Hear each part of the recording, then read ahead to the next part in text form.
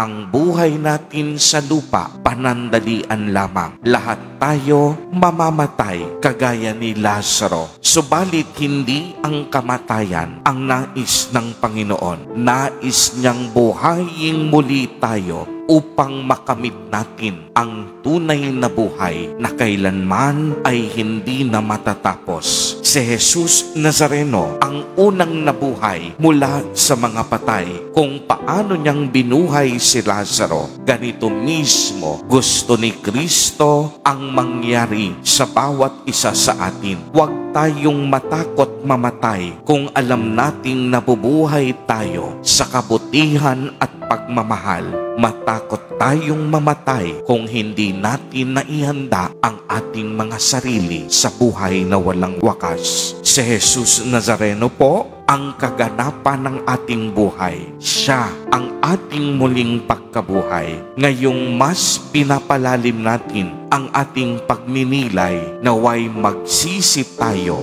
ng buong puso sa lahat ng ating pagkakasala at naway maging taimtim ang ating mga pagtitika. Hinihintay po tayo ng Diyos sa ating muling pagbangon, pagbabago at pagbabalik loob. Amen.